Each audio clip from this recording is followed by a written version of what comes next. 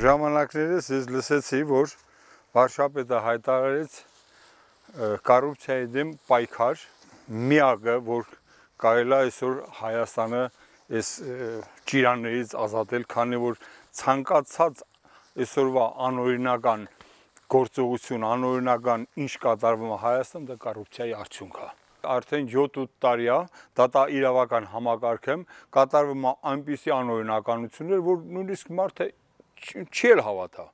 որ ասենք նման կեղծիքներ, նման անօրինականություն, կարելի ասել բռնություն կկատարվի դատաիրավական համակարգի կողմից։ Հանձինս ինչ դեպքեր են եղել։ Առաջ վճիռակ կայացվել, ասենք, որ բավարարել է իմ հայցը, 100 գազարդը վնասի հատուցումը ես ստանամ։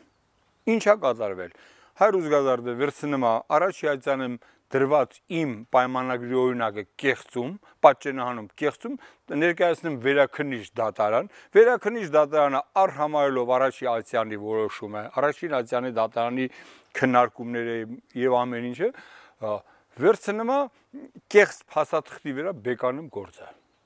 Ներկայացնում եմ կեղծիքը փորձաքննության, հաստատվում է փորձաքննության, որ կեղծված է պայմանագիրը։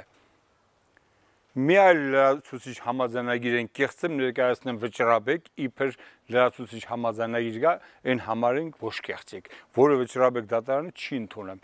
Այդ լրացուցիչ համաձայնագրի հիման վրա եւս դիմում եմ ոստիկանություն որպես կեղծիքի, քրեական գործը հարուցվում է այդ լրացուցիչ համաձայնագրի վրա։ Հետագայում այդ լրացուցիչ համաձայնագիրը, որի նկատմամբ քրեական գործ կար հարուցված, կարճեցին։ Դիմեցի դատարան, արդեն քանի որ վճռաբեկ դատարաններ ներկայացրեց այդ մի կեղծ փաստաթուղթը, ես կենտրոն դատարան դիմեցի։ Կենտրոն դատարանը դատը հենց սկսեց նույն Բեկթակշյանը, որը դատավոր, որը քանակեր Զեյթուն դատարանում էր այդ գործը փակել,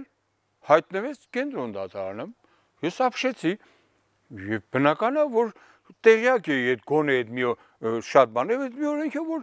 տվյալ դատավորն իրավունք չունի այդ գործը քննելու, քանի որ այդ գործը ինքը փակել է քանակեր դատարանում։ Ես ինքնաբացարկ ներկայացրեցի, որ դուք իրավունք չունեք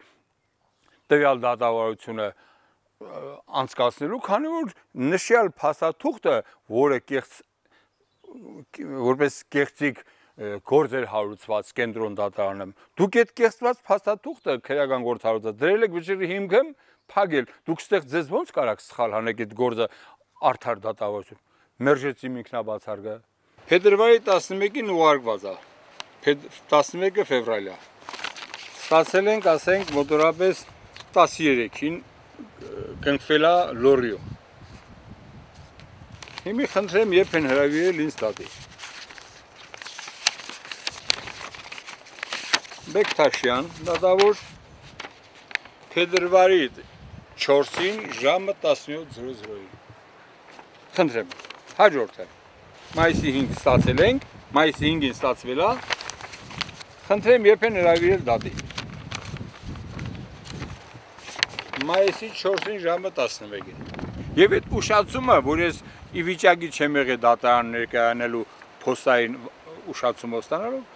դատավոր Բեկթաշյանը հստակ գրել է իր որոշման մեջ, բազմաթիվ անգամ դատարան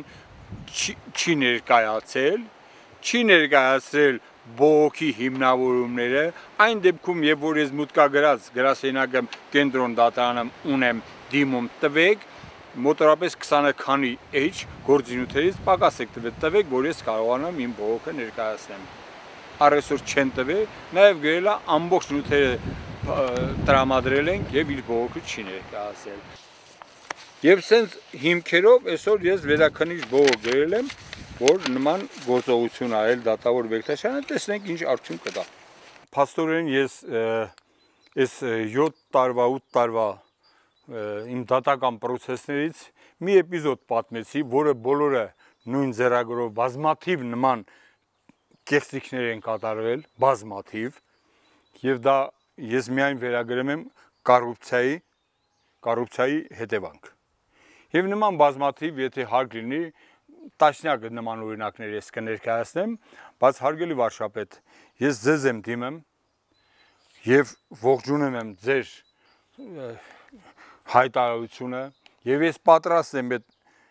անօրինականությունների նկատմամբ իմ բոլոր փաստերը ներկայացնելու մանրամասը։ Խնդրեմ, սրանից լավ